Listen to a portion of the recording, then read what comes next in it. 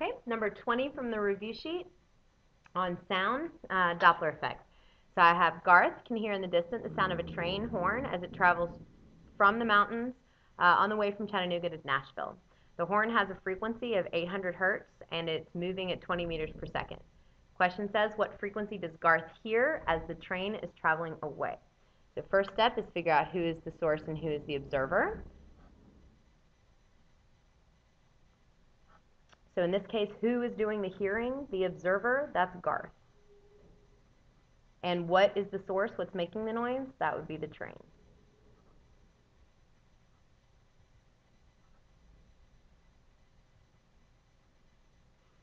Okay, let's go put some numbers in here now. The horn on the train has a frequency of 800 hertz. That's the actual frequency that the train horn is making. It says the train is moving at 20 meters per second. Then, in this particular question, is the train moving towards or away from Garth? And so here it says what frequency does he hear as the train is traveling away? So this is the train is going away from Garth. Let's look at Garth. What is the speed of Garth? Well, he's sitting in his bedroom, so he is at rest.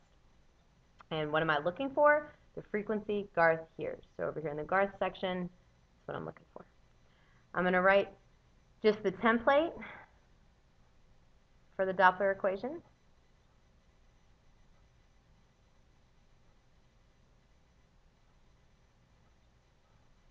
This V, the speed of sound, is just going to be 343 since it doesn't otherwise say. The observer, since the observer is stationary, that's going to make this entire top just be 1. So I'm actually not going to use any of that. And then over here, since it's away, if it were on the, so I'm just looking at the source part, because it says away, I'm going to use the bottom sign. And if it was towards, I would use the top sign. It's away, so I'm going to use the bottom sign. And you've got to look at the template so you know which one it is.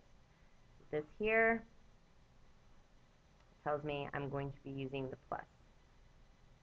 So let me go ahead and go back and enter our numbers into this template.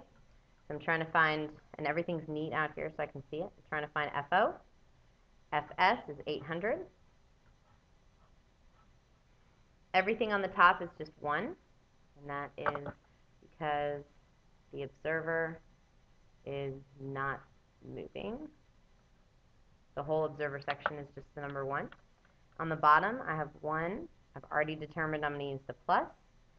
The VS is 20 and 343. And I can enter it all into my calculator at once. I'll make less mistakes. This is how you do it. I'll have 800 and then times, and here's my big parentheses, 1 divided by, and I need the entire bottom to be wrapped in its own parentheses in the calculator like this. So parentheses, sorry, 1 divided by parentheses, 1 plus 20 over 343. So I have just a 1 on top, and this entire bottom term is in its own set of parentheses. What he hears.